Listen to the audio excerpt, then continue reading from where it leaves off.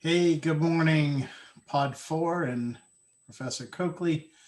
My name's Steve Craffey, and I'm going to talk a little bit about coffee today. And if you don't like coffee, you may want to hit fast forward. But um, in 6 minutes, I will have you drinking the best coffee in the world. And if you enjoy coffee as much as me, I hope you get something out of today's presentation. So I start out by saying, like many people, I've made poor life choices. And in the area of coffee, it was buying coffee for many, many years from the big purple and orange company that I loved because they were local to Boston. And then the green company, which was really no better. If you put the two in front of me, I don't know even today that I could taste it, but I was really I've drank coffee all my life, and it was all about getting something quick, having something that was reproducible, and it was the same all the time.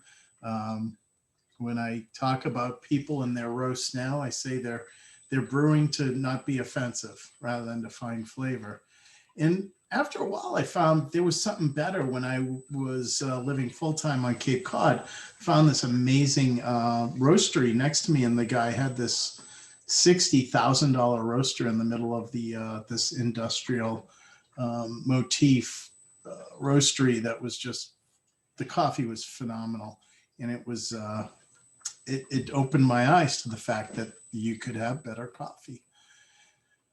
But then things got worse. And I moved to East County, San Diego, which I lovingly call the coffee desert. It's just not a place where there's a lot of great coffee. And so I'd gotten accustomed to this great coffee, and then I had lost it. And to make matters worse, I was at Starbucks and we were spending $20 to $30 a day there. The quality was just absolutely horrible. And it took me some time to realize how scale of something like coffee absolutely reduces the quality of it. So I took matters into my own hands and I had to do something about it. So, first of all, I did things backwards. One, I bought this very nice machine to make my Americanos, and my wife drinks lattes. And we bought this really cool machine that makes both of them. It's absolutely a fabulous device. But then I realized I put Starbucks beans in it and they just didn't perform the way other people who had this device were used to. So I found out that to do this, I would need to get really fresh roasted beans. And I found a place here in East County that is a roastery, and they were happy to charge me $20 a pound for really well done roasted coffee. And I realized I didn't want to pay $20 a pound for coffee. So, I love the necessity is the mother of all invention. So I became my own roastery, and I source beans now. I buy beans. Typically, I've tried beans from all the major coffee regions in Africa and Indonesia, and I really like the Central South American region coffees, Brazil and Costa Rica and Chiapas and Mexico, and a lot of the places where I source my coffee from. And we don't drink a ton of coffee. If we drank 50 pounds of coffee a year, that's probably a lot. But I'm buying coffee from small family farmers as opposed to the big mega farms, which makes me feel better about what we do. I roast it a pound at a time. It's all small batch.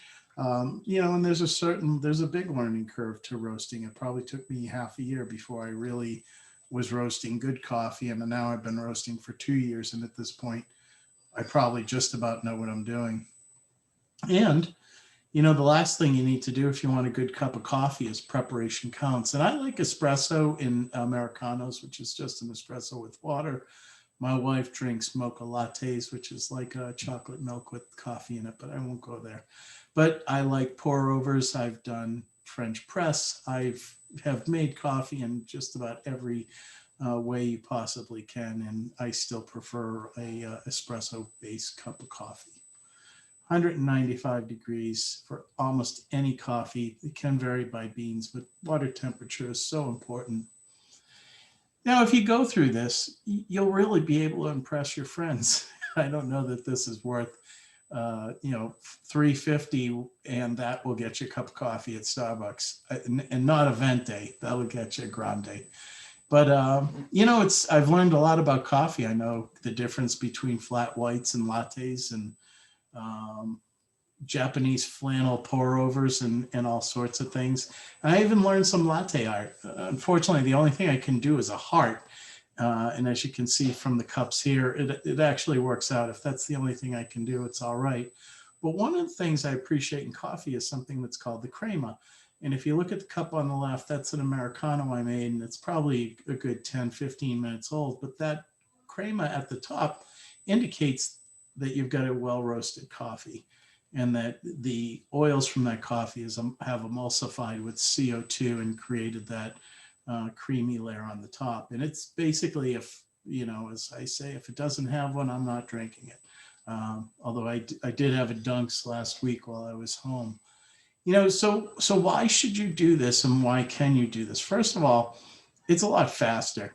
By the time you really, I can have a better cup of coffee made in half the time it takes you to get to the door at a Dunkin' Donuts after parking your car or sitting in the drive-through line. It's actually cheaper. I source all my beans, and I'm paying on average about $4 to $5 a pound for my roast. If I want something super nice, I had paid up to $25 a pound for certain very unusual or unique roasts.